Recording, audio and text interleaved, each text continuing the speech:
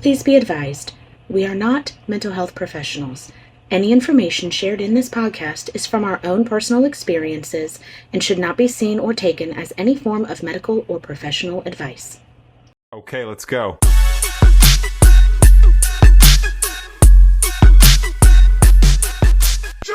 Hello, everybody, and welcome back to Victimless Podcast. We're your hosts, Jen and Kat.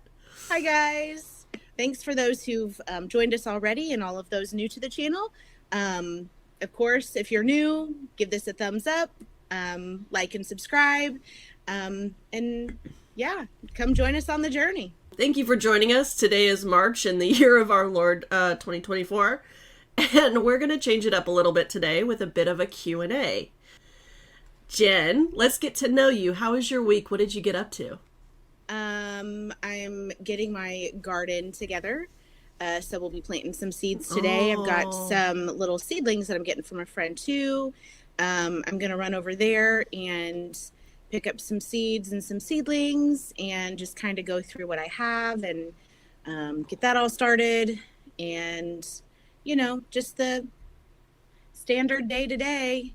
I'm happy for you that you were looking forward to it. I was not. And in fact, I didn't realize that it was coming up so quickly. And I realized that after I looked at my stove clock and my phone clock. And no wonder I'm so tired today. Yeah. Well, and like, you know, because with all of the, you know, the temperature pressure changes too, it's always a surprise. I feel it. I feel it in my sinuses. It's always a lovely surprise. So we're a little slow go today, but we're here, and we're here for it, all of it. And we've got our coffee. We our do. Caffeine. Okay. Yeah. I didn't know if you were drinking coffee or like an energy something. No, I have some nasty coffee in the fridge, and then I have drip, which is also not ideal, but I do want to start getting back into making my own coffees, like the deluxe, with like, you know, really nice beans and then grinding them up. But today was not that day. Yeah. I did not have the extra time to make fancy coffee. Well, and like, you know, I have like one day a week, and Monday's usually my day of the week that I go get coffee, but I didn't want to defrost my vehicle this morning. So today's not the day. Today's not the day.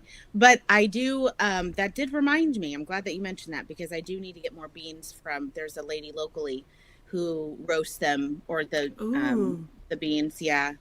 They're all organic, and she's super local. I love that you have like local stuff. Yeah. She has like 3 different blends. She doesn't do decaf. So, I mean, not that I need that, but. First of all, I don't even understand decaf. Like, how do you decaffeinate? That's, I don't know. I was homeschooled. Way too early for that kind of brain function right now. I was homeschooled. Pat. Don't ask me.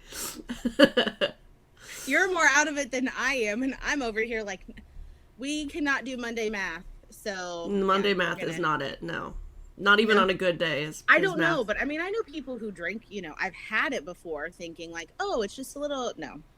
We were talking this morning about our pets and how they wake us up in the morning. Yeah. How's Ziva and Kaya? Yeah, how they wake us up or force us to stay in bed. They are super smart. She's like, "Oh, did you need me to move a little bit so you can get a little more comfortable in bed?" Yeah. Did I disturb you? Am I disturbing you by being here in my house? You don't even pay rent. Where's my money? Right. And that's why Kaya wants to wake up, because every morning they get special fancy food for their vitamins and supplements and that's eggs on you. And green beans, and I know for taking too good care of them. I know. You mentioned that having that structure really benefits you. I've gone through periods where I was working from home and then going out to work. Mm-hmm. And I just feel like working from home, I was given too much free time to be able to do what I wanted to do, or, you know, for work. And so going out and working, I feel like has been good for me, because I literally have to get up at a certain time And I have like that whole structure for the day instead of just being like, I could just stay with my pets for a while, which is also good, but I need that structure. Yeah. Yeah. I worked from home for a few years. I mean, thankfully, the life events, it was the perfect time. But I became super, super introverted, super just lackadaisy, if you will, sometimes. But you're right. I'm just like, I just had too much. Like, why even, and I noticed too, even just getting up and getting dressed, like we did a joke, like it was a joke. That Christmas, I got pajamas or something, and I started calling them. I was like, "Oh, I got new work clothes," and everyone was laughing, ha ha ha, because it's like, it's funny, you work in your pajamas or whatever because you work from home. And this was way before. This was back in 2010, 2011. Oh, so before the plague. Yes. So this was 2011, 2012-ish. I know it was 2012-ish, but so it really wasn't a popular thing. Like I remember when I was getting the job, like I was trying to explain it to a family member, and she's like, "Oh, well, that just sounds too good to be true," that kind of stuff. But it wasn't. At the same time, it kind of was, because I got I'm very self-motivated. I can do all what I need to do, but I mean, you still work, and it just kind of, your work becomes your home. And if you don't separate like a separate space or a separate room, some people are like, "Oh yeah, I'll just set it up in my bedroom." Well, it really does, like in the same environment all day, every day. Yeah. And just going outside, like I would sometimes go sit out on the back porch, on my back porch or something. That was totally permitted. So that was very nice to just change the scenery. But yeah, I really do enjoy, especially on days where I'm like, oh, I just don't feel like it. I'll get up and just go take Z for a walk. I'll take her for like half mile, just to get up and move. So yeah. I won't do anything unless there's like a deadline that's coming up very soon. And that's just how I'm, it's ADHD probably. But I used to be very much that way. I still am on a few things.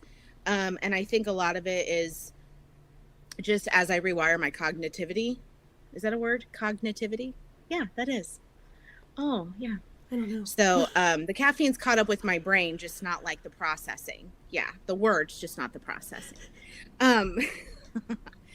But I've learned to just kind of, because of my environment, the upbringing of my environment, I wasn't permitted to really focus. My creativity was stifled. I'm an extremely, extremely creative person. I would draw, I would, I had such a creative imagination. But when you're in a toxic environment that's very controlling and very fragile and very rigid and cold, like you just have to do what you're told to do the minute that you're told to do it.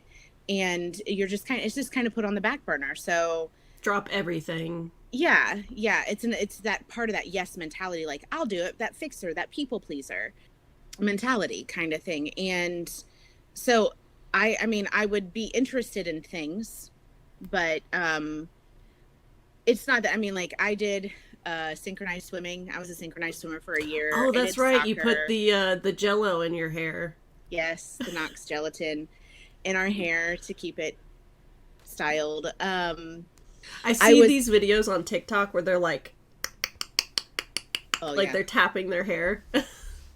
Yes. I love the water. I love the water. I also love the mountains, but Florida, South Carolina, get me to the beach and I'm happy. That's my happy place. But in the fall, get me to the mountains, like all the colors and the crisp air and the sounds of walking on leaves and but I feel like that's just so healing too, because we wanted to talk a little bit today about our inner child and about how you felt like your creativity was stifled, and sometimes that can like transfer to how we are today, even though we don't have that stifle, but right.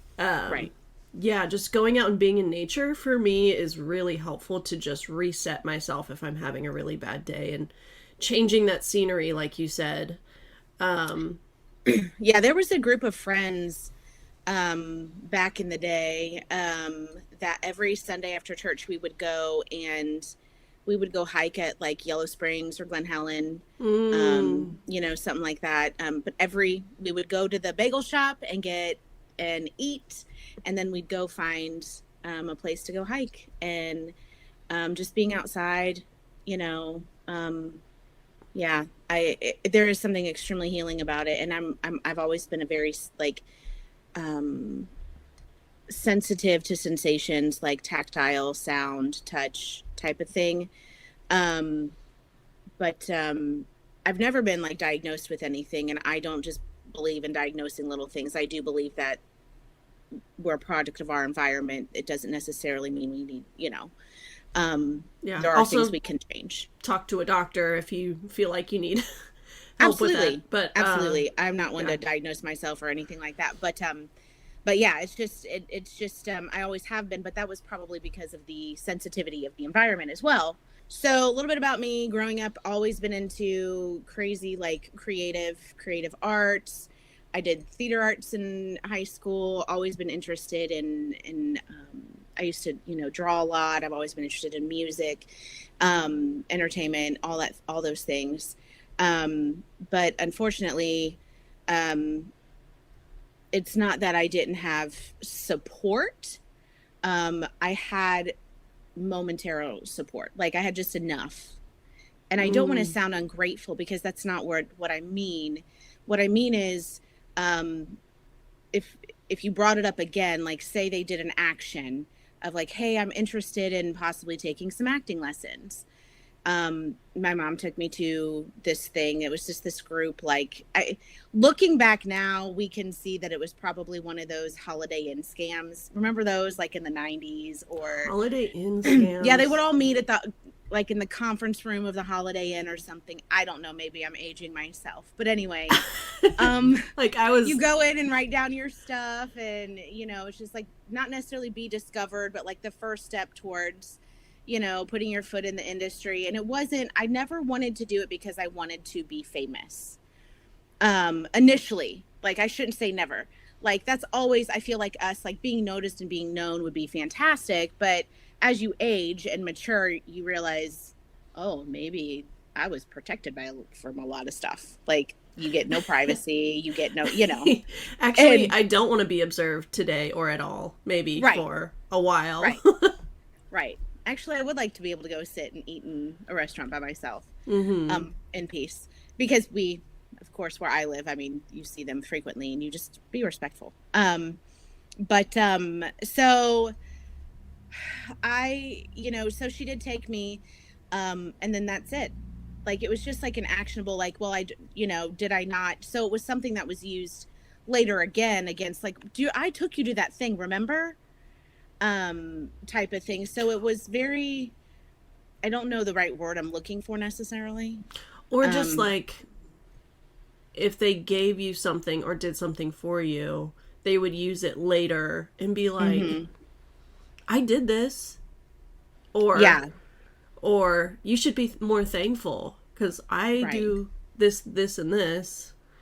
Right. So every action was like an arsenal action in a sense that they would just collect that in the arsenal. So if there was a situation that I felt away or was trying to get my feelings across or just trying to basically speak my piece, it's not that I wasn't allowed to say it, but it was used against me. Like, I guess so when we took you here, that didn't matter. Or I guess when we took you to the zoo, that didn't matter. Oh, did we not just pay money for you to go on this field trip? It's you're a parent. Like, yeah. And it's a very internalized, but it was kind of like, it was used as, we don't have to do this. Like, how dare you question anything that we do, kind of thing. And I watched a lot of television as a kid because that's how I tried to learn conversational skills, like conflict resolution.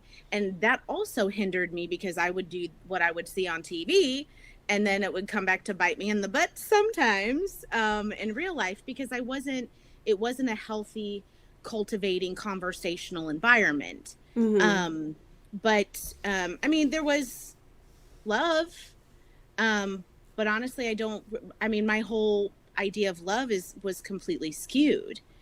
And with that emotional immaturity, it caused me to be I ended up being more of like an internalizer.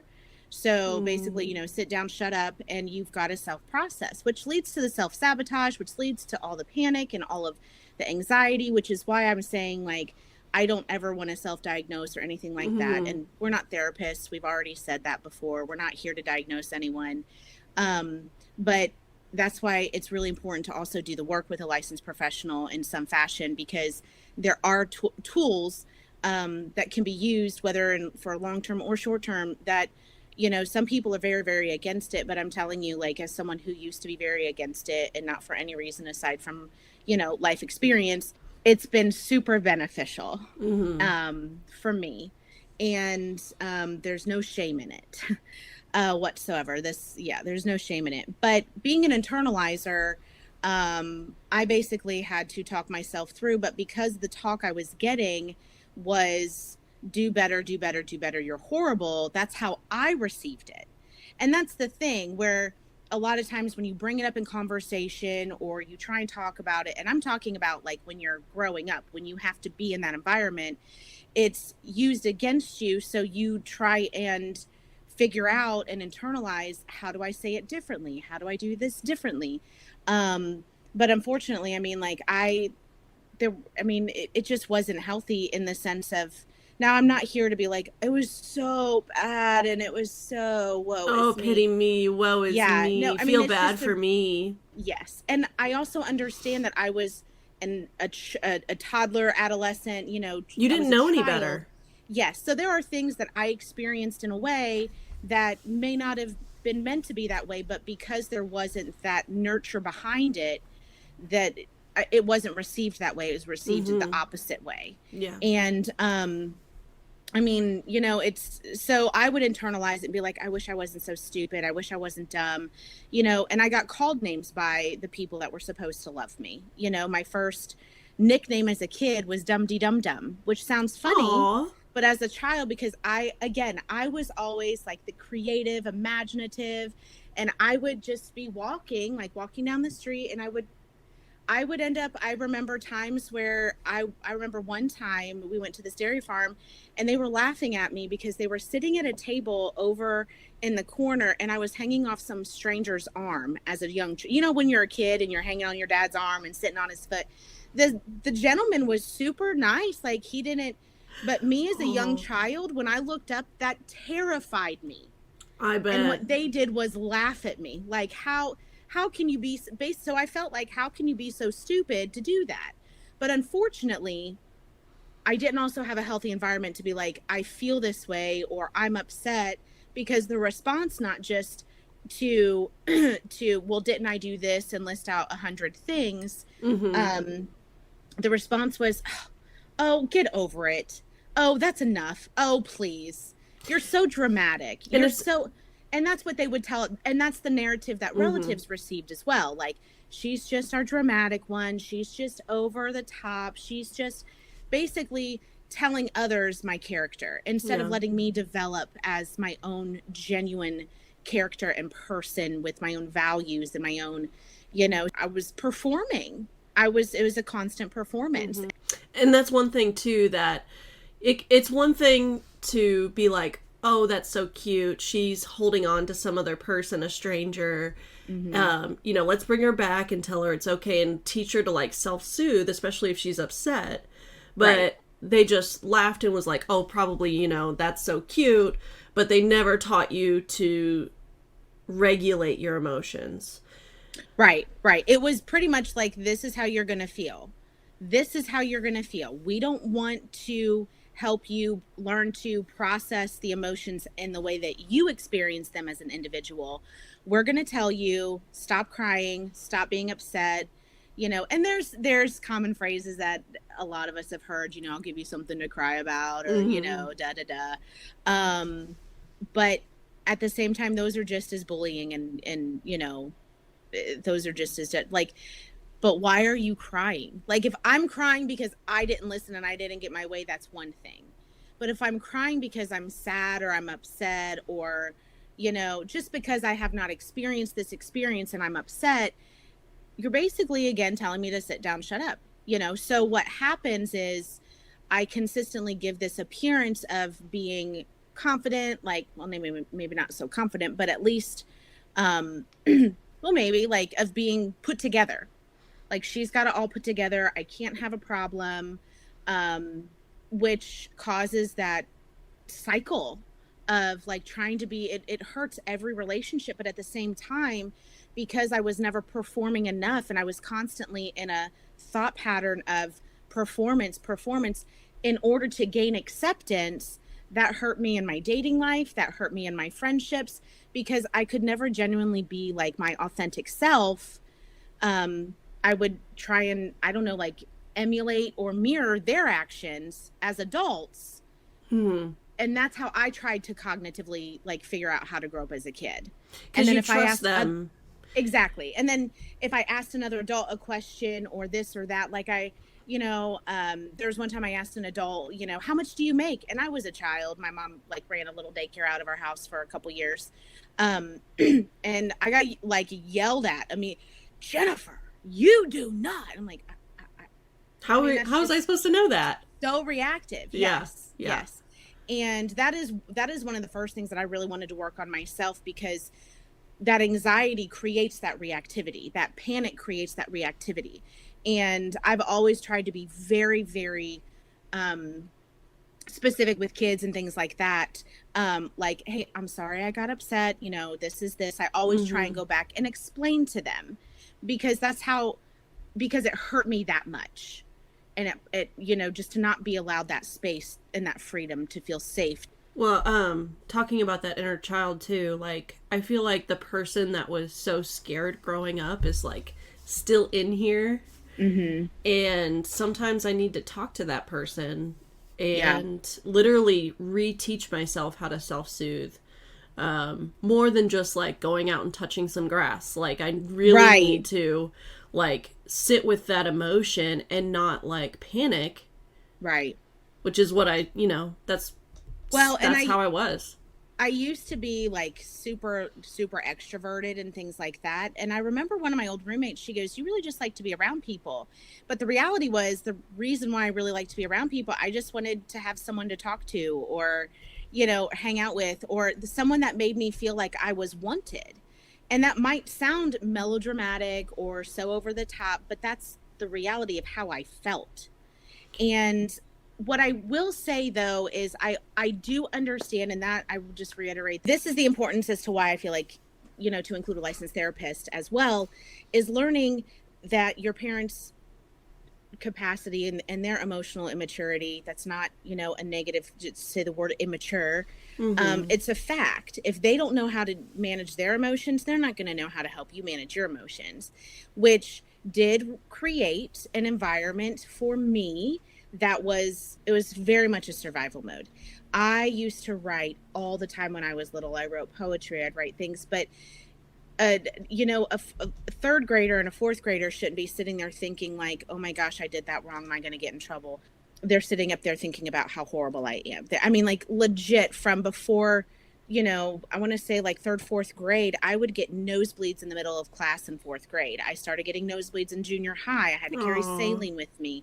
I ended up with, I had a lot of stomach issues. And all of that now scientifically is proven, you know, like the book, there's a book, I can't think of the author, but The Body Keeps the Score. Oh yeah. Yeah. It is so true in how the environment and basically what therapy does, or even just having a safe person to talk to and taking that time, it helps your body heal as well, because you no longer have to carry all of that stress with you. And that's what was happening, is we're piling stress on top and piling stress on top, all while we're trying to learn math and English and spelling, but also learn how to clean and hygiene.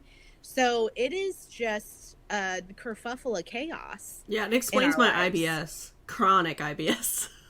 Yeah, and it does get better. It will get better, as we calm down. It doesn't mean it's necessarily all going to go away, but like you said, getting out there, even just yesterday driving, someone pulled out in front of me and slowed down, and then the car behind me like sped up on my bumper, and I was like, and immediately I was like, nope. I'm responsible for how I am driving. I'm safe. I'm buckled. I'm going to keep a safe distance. Why, starting to, and, using my tools that I've been given, why am I upset? Why am I really upset? Why am I angry? I wasn't. I was just reacting. And you don't learn, like, you don't naturally know how to regulate like that. It takes people, it takes parents, hopefully, it takes therapists to, like, teach us how to deal with things. And unfortunately, when we're younger, and we're learning more now, but unfortunately, adults just believe adults, or they just don't want to deal with the stress of like, oh, well, she's this or he's that. It's, oh, that's just who they are. But like, no, you don't really know who I am. I don't know my aunts and uncles. I think I mentioned that last time, to the level I found out, my sister, went for a small respite, and it's not a big deal, but it's just why, and that was all the secrets. Like one year they went and spent Thanksgiving with her when she lived in South Carolina, and she's like, well, we didn't want you to get upset. I wasn't upset. I love holidays. I didn't want her to spend the holiday alone, but just creating those situations and telling me how I'm going to feel, or they didn't do it because they knew I was going to feel away, they literally were programming to react. So then I would be that way in front of other people because I never was provided that environment to process and manage that. And I do want to specify, because I mentioned the 3 rule on our last episode. Oh, yeah. Let me just specify. I am not saying to do it if it is healthier to go no contact. I'm not saying to continually give them chances. I'm saying if you've reached the point and you would like, unfortunately, there was such a deep desire, and I do love and I want to connect, but it does help with, if you're having a hard time going no contact, it does help you be able to evaluate and monitor and level out the emotions with that. So it helps it easier and easier. I'm not ever going to sit and tell someone to say, stay in it, or you should be over it now, or we're not here to tell you what to do. I just wanted to. Could you describe it one more time? The 3-time rule? So basically the 3 set rule is, okay, I'm about to get judged big time on this one. I do not like pepperoni. I don't like pepperoni. I don't like pepperoni. And I don't know why I don't like pepperoni. I just don't. But judgment. Okay, I'll give you got like 3 seconds. Give me my judgment. space to judge and all. Okay. All right, you done? Okay, yes. Thank you. Yes. All right. But it's kind of like, hey, if I'm asking you, I don't like pepperoni, and you ask me like, what do you like on your pizza? And I said, oh, nothing, anything but pepperoni. And you're like, you don't like pepperoni? No. Oh, I love pepperoni. 3 months later, hey, I'm going to order pizza. What do you want? You're like, you don't like pepperoni?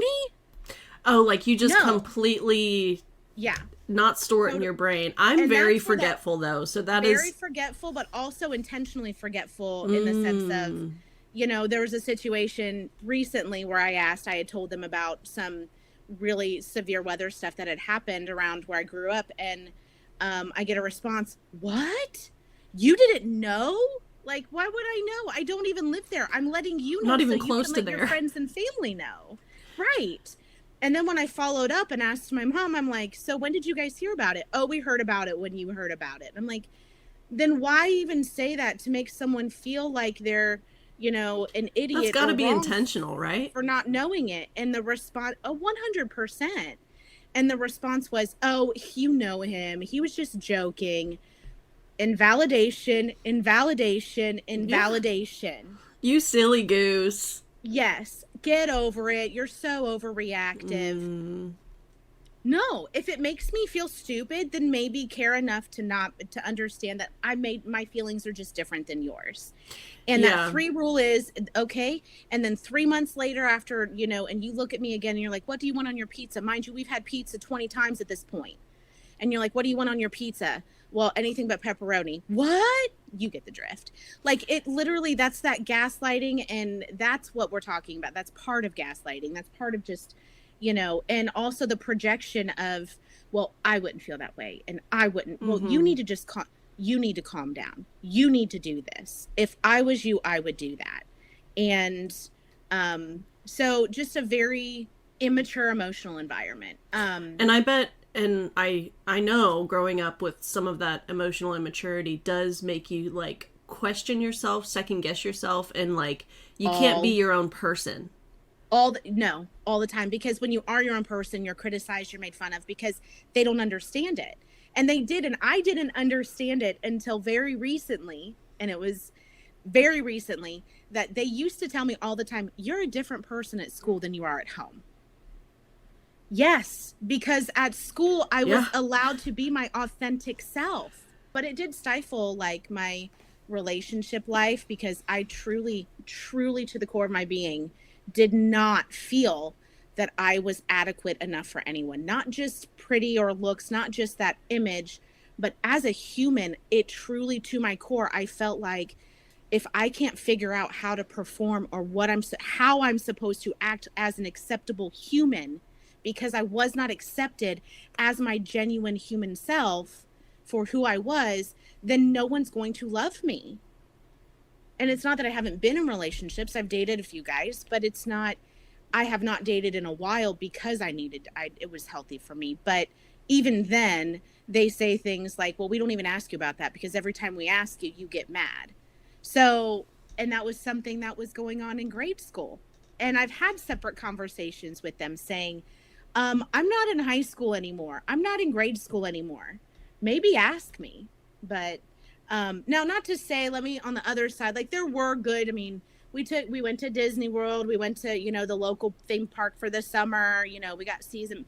But like I mentioned last time, a lot of those memories didn't even have the opportunity to surface because I was so focused on how horrible and how wrong every moment and every day of my life was because I wasn't acting at peak performance because I was still making everyone mad. So it was like hard to even remember the good times because it is, yes. You were stuck in that sort of because like, there's no resolution mode. Right. And I feel like that's where some of that ADHD and things like that come in because there's no resolution. You're still back here trying to resolve all of these issues from how many decades, and you now have today's issues as well. Mind you, you're also an adult. So now you have the adult issues. And more responsibilities than you did before. Correct. While talking to your inner child who's like, right. You don't have that environment where you can go to the adult and say, hey, so yeah. But yeah, that's just kind of where it was. I'm very grateful for, I'm very grateful that we live in such a time where there is enough technology where we can start on the journey of helping ourselves, but just the importance of getting someone professionally involved. And please, if money is an issue, talk to a safe person, talk to your doctor about programs, there are things out there, but I just want to encourage anyone who is stuck or feels like it's going to cost money. I can't afford it because I have to pay. I understand. Talk to a doctor, talk to somebody that can reach. There are programs out there to help you with, with things. And if you feel like there's not, I promise you, just don't. And don't the internet is a wonderful thing, but I know too that there was such a stigma before about like seeking help, because I think even the healthiest person needs a therapist. Yes. Like you're still going to have things that come up and that you need help with. Like even if you're just, super healthy, super happy, you grew up in a space that was nurturing and inviting, and you can go to Right. your parents for things that trouble you instead of being, you know, and we could have a whole episode on going no contact, but I just think that this podcast is a good place to start with Yeah. being able to talk freely and sort of get out those icky emotions that some of us don't really want to face, especially as adults. And, you know, it is a lot, like you said, where you're dealing with your inner child and the stuff that you went through before, and you have the stuff now.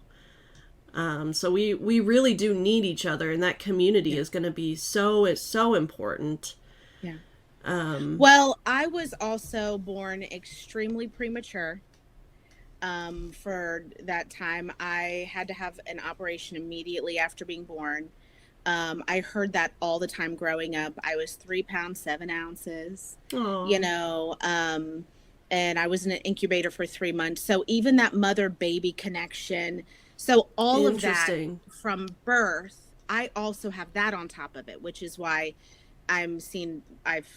there's been other things about like my sensitivity and like why I'm so sensitive and empathetic, and but that's here nor there. But so there's also that connection as well. So, you know, and you just have to realize we all go through it. Yes, it was a negative experience, but I'm not here to be like, oh, pity me, poor me. I just use it as a reminder, like, this was an experience that I went through. I'm going to use it to help. Do I want to continue cultivating these relationships? Do I love these people? I do. However, I need to pay attention for my health and my, you know, for my boundaries that I'm trying to create. You know, for the past few months, and just up till recently, that I just went through something so crazy medically that it almost ended me.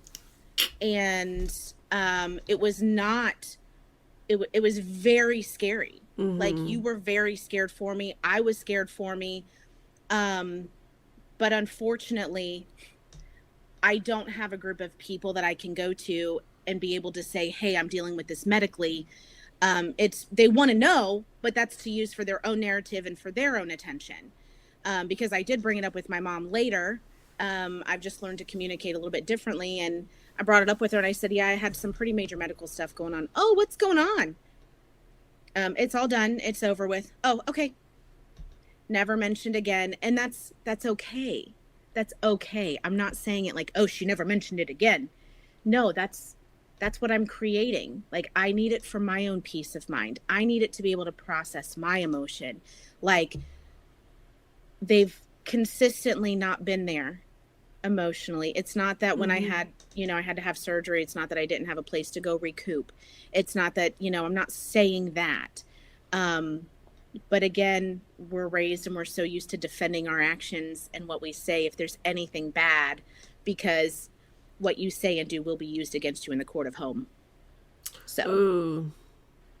Yeah. I do want to preface real quick, just for our listeners, what are some, like, how can you relate? What are some things that maybe you were told growing up, or what are some, put it in the comments. Maybe these are sayings that people heard while they were growing up. Did you have very degrading nicknames? Was there bullying? We want to hear from you, because we definitely want to start responding and just letting you know that we're here for you.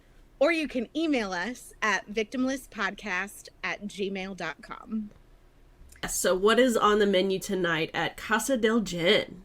I think it's just leftovers tonight. I'm gonna have some stir fry leftovers. Yum. I think I might do like a garlic chicken.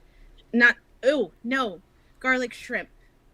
Yes. Garlic shrimp. Oh, that sounds so good. Let me just make sure that our viewers know I do enjoy chicken. There is a whole nother reason why I said ew.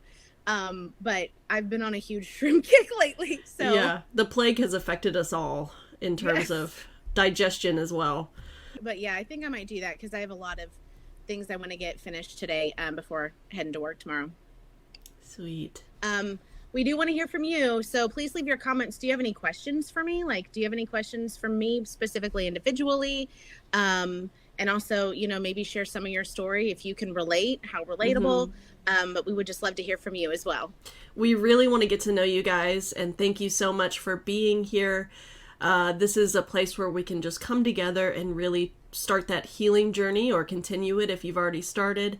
It's going to be great, and we love the feedback already. Please keep in touch, and we'll see you next time. See you Bye, next friends. time. Bye. Stick with us, and you won't have to stick around. That was really bad. Just, but yeah, so you can edit that out. Thank But you you for, know what to do. Thank you for, okay, hold on. This is a rough start for me. Okay, I'm just, Okay, let's I go. am so sorry. I'm so tired.